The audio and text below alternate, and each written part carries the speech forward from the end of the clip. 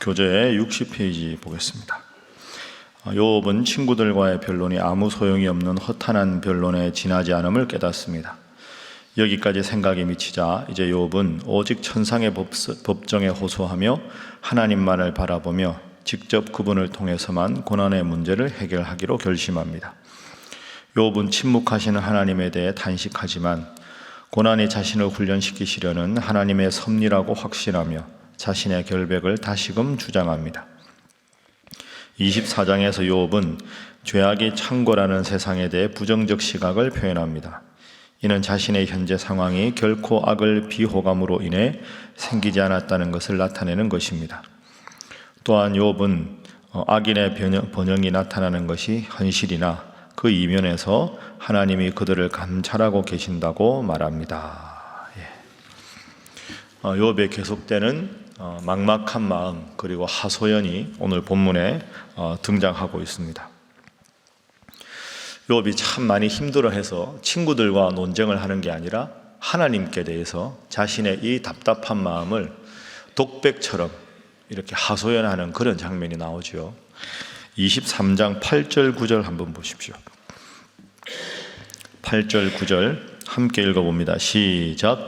그런즉 내가 앞으로 가도 그가 아니 계시고 뒤로 가도 보이지 아니하며 그가 왼쪽에서 일하시나 내가 만날 수 없고 그가 오른쪽으로 돌이키시나 배울 수 없구나.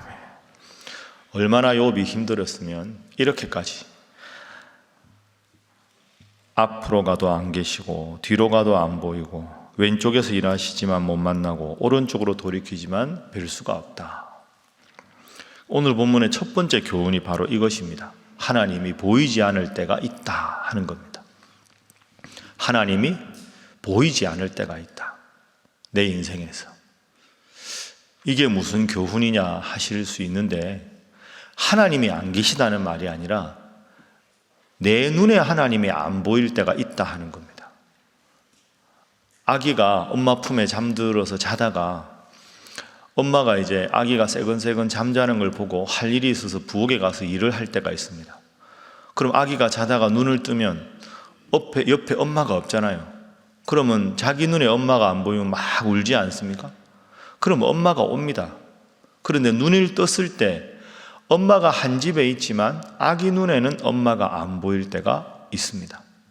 지금 욥이 딱 그런 상황이죠. 욥의 눈에는 하나님이 보이지 않습니다. 앞으로 가도 안 계시고 뒤로 가도 없고 왼쪽을 가도 안 보이고 오른쪽을 가도 안 보이고 하나님의 눈에 안 보일 때가 있다. 여러분, 이걸 인정하는 게 참 중요합니다. 문제를 해결하기 위한 첫 번째 단계는 문제를 정확하게 직시하는 겁니다. 문제를 제대로 해결하려면 문제가 있다는 걸 인정하는 것부터 시작하지 않습니까? 큰 병을 치료를 하려면 나에게 큰 병이 있는구나 하는 걸 인정해야 의사 선생님 조언이 나에게 설득력이 있는 겁니다. 그럴 리가 없어요. 나는 그 병하고 관계없어요. 이러고 치료를 거부하면 의사 선생님이 해결할 수 있는 방법이 없습니다. 문제 해결은 내가 문제가 있구나. 이걸 받아들이는 게 필요하듯이 내가 하나님을 아무리 잘 믿어도 하나님이 안 계신 게 아니라 내 눈에 때로 하나님이 안 보이실 때가 있다는 걸 인정하는 게 필요하죠. 왜 하나님은 이 상황에서 내 기도를 안 들어주실까? 도대체 하나님은 지금 내 이 형편을 모르시는가? 이럴 때가 인생에 분명히 찾아온다. 이걸 인정을 해야 그럼 어떡하느냐? 이 다음 단계가 찾을 수가 있다 하는 거죠. 그게 내 잘못 때문에 하나님이 안 보이는가? 문제가 무엇인가? 더 오랫동안 기다려야 되는가? 이게 이제 대안이 나올 거 아닙니까? 하나님이 안 보이는데 더 기다려야 되나? 내 잘못 때문에 하나님께서 일시적으로 떠나셨나? 다른 대처 방법이 뭔가? 첫 번째는 이것을 우리가 생각하는 것. 내 눈에 하나님이 안 보일 때가 있다. 그러면 우리 인생에서 그럴 때 어떻게 고백을 해야 될까? 자, 그때 고백해야 될 본문이 10절입니다. 욥기의 중요한 요절이죠. 자, 함께 읽어봅니다. 시작. 그러나 내가 가는 길을 그가 아시나니 그가 나를 단련하신 후에는 내가 순금같이 되어 나오리라. 아멘. 두 번째 교훈은 내 눈에 하나님이 안 보일 때가 있지만 하나님은 나의 길을 아신다 하는 것이 두 번째 교훈입니다. 하나님은 나의 길을 알고 계신다. 그 순간에도 하나님은 나를 바라보고 계신다. 하나님 마음에는 여전히 내가 있다. 엄마가 부엌에 있든지 거실에 있든지 청소를 하시든지 항상 마음에는 잠들어 있는 아기가 마음속에 있는 것과 같다는 겁니다. 아기 눈에는 엄마가 안 보이지만 엄마의 마음에는 늘 아기가 있다. 내가 가는 길을 그가 아시나니 그가 나를 단련하신 후에는 내가 순금같이 되어 나오리라. 잘 아는 구절인데 나를 단련하신다. 내가 더 성숙하기 위해서. 그 아기가 점점 크면서 어느 날 낮잠을 자서 일어났는데 초등학생이 됐는데 엄마가 안 보입니다. 그때는 울지 않습니다. 내 눈에 엄마 안 보여도 엄마 분명히 이 근처에 있어 하니까 같은 상황이라도 막 울던 아기가 크면 안 울게 되는 거죠. 그리고 그 아기가 더 커서 어른이 되면 그 어머니가 연로해지면 그 어머니를 돌보는 사람이 됩니다. 그게 성숙한 과정이죠. 내가 가는 길을 그가 아시나니 그가 나를 단련하신다.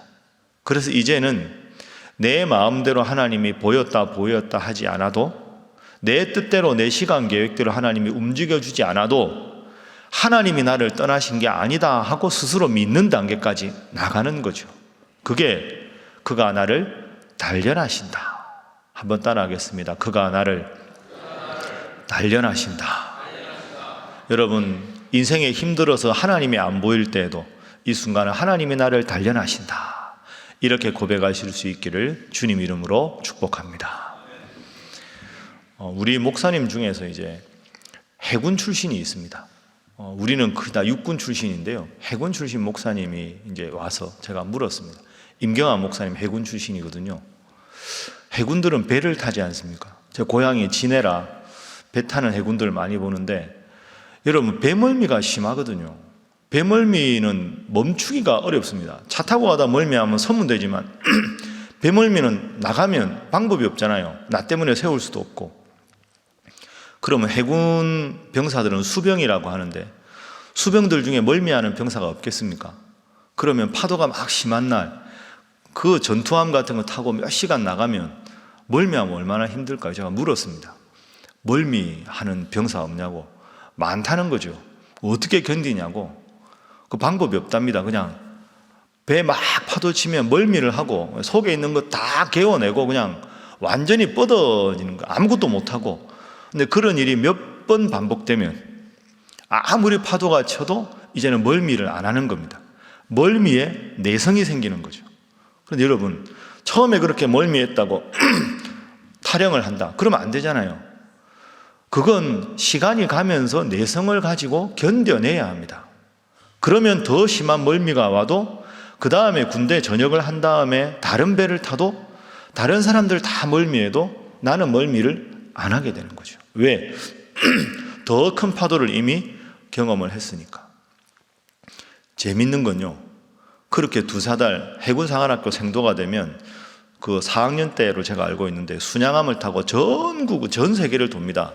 2달, 3달 동안 배만 타고 다니는 게 마지막 해군사관학교 졸업하기 전에 하거든요. 근데 재미있는 건 그렇게 배를 타면 파도가 심한 날이 있고 잔잔한 날이 있을 거 아닙니까? 그러다가 육지에 내리면 그때 멀미를 한답니다.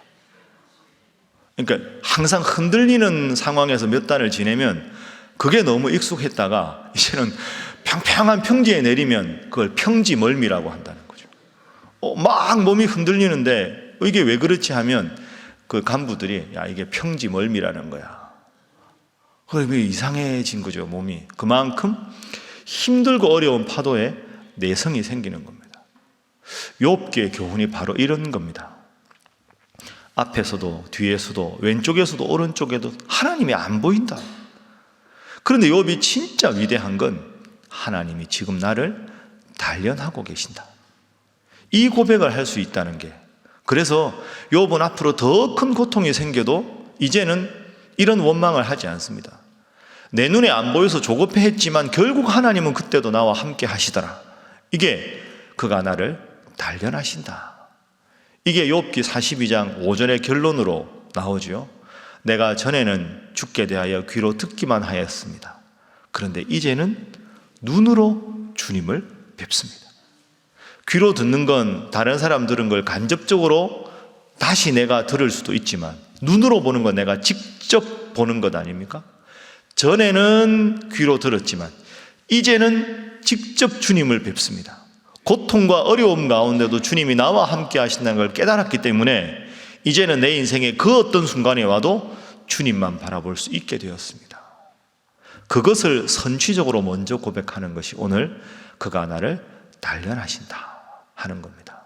그래서 여러분, 내 눈에 하나님이 보이지 않을 때에도 하나님 나를 버리신 게 아니다, 이 순간 나를 단련하신다, 이 욥의 고백을 늘 기억하시고 여러분의 고백으로 삼으실 수 있기를 주님 이름으로 축복합니다. 마지막 세 번째 기도 제목입니다. 자, 24장 1절 보겠습니다. 자, 욥이 계속해서 고백합니다. 24장 1절 읽습니다. 시작. 어찌하여 전능자는 때를 정해놓지 아니하셨는고 그를 아는 자들이 그의 날을 보지 못하는고. 아멘. 24장의 주제는 때입니다. 때. 자, 정리하면 내 눈에 하나님이 안 보일 때가 있습니다. 두 번째, 그것은 하나님 나를 단련하시는 순간입니다. 그럼 마지막 세 번째 기도 제목은 주의 때를 기다리게 하소서 하는 겁니다. 나의 원하는 때와 하나님이 응답해 주시는 때가 맞지 않아서 단련의 과정을 잘 견딜 때 우리는 기도할 때 1절처럼 때, 하나님의 때를 기다리게 하옵소서. 그래서 24장 2절부터 12절에 보면 2절 보십시오. 어떤 사람은 땅에 경계표를 옮기며 양떼를 빼앗아 기르며 내 땅의 경계표를 이웃에게 더 확장해서 경계표를 옮기고 양떼를 빼앗기도 하고 고아의 나귀를 몰아가기도 하고 과부의 소를 볼모 잡기도 하고, 이런 악한 짓을 하는 사람들이 잘 되는 게 12절까지 계속 나옵니다. 그래서 1절이 중요한 거죠. 하나님, 의로운 내가 하나님 앞에 고난을 당해도 악한 사람이 저렇게 나쁜 짓하고 잘 살아도 결국 하나님의 때가 있을 테니 그 때를 기다리는 마음을 저에게 허락해 주십시오. 이게 24장 전체 욥의 고백입니다. 여러분, 어렵습니다. 이게 참 어렵습니다. 설교하는 저도 어려운 일입니다. 그러나 오늘 23장, 24장 꼭 기억하시고 내 눈에 하나님이 안 보이는 고통이 온다, 그 순간에도 나를 단련하신다고 믿고 마지막으로 주님의 때가 임할 때까지 묵묵히 힘들지만 주님 생각하며 잘 견뎌내 계시는 여러분 모두가 되시기를 주님 이름으로 부탁합니다. 기도하겠습니다. 하나님, 내 눈에 주님 보이지 않아도 주님 나와 함께 하심을 믿게 하시고 나를 성숙한 그리고 단련하는 기간으로 받아들일 수 있는 믿음 허락하시고 주님의 때를 기다리는 마음을 허락하여 주옵소서. 주님, 우리의 힘만으로 부족하오니 성령 하나님 늘 우리를 지키시고 도우시고 붙잡아 주옵소서. 주님 앞에 기도하시고 우리 사랑하는 구역 식구들 위해서, 교구 식구들 위해서, 전도한 분들 하나님 앞에 잘 나와서 알곡 성도 될 수 있도록 위해서 기도해 주시고, 어렵고 힘든 지경에 있는 이 나라를 위해서, 우리 한국교회를 위해서, 우리 선교사님들의 사역을 위해서, 그리고 수학능력 평가를 앞두고 있는 우리 자녀들을 위해서 이번 주 온 세대 예배를 드립니다. 우리 추수감사 예배를 드리며 우리 신일교회 74주년 감사 예배 드리는데 하나님, 우리 교회를 늘 지키시고 교회 감사가 넘치게 하시고 온 세대가 하나님을 잘 믿는 교회 되게 하여 주옵소서. 함께 기도합니다. 주여 믿습니다. 주여 믿습니다. 주여 믿습니다.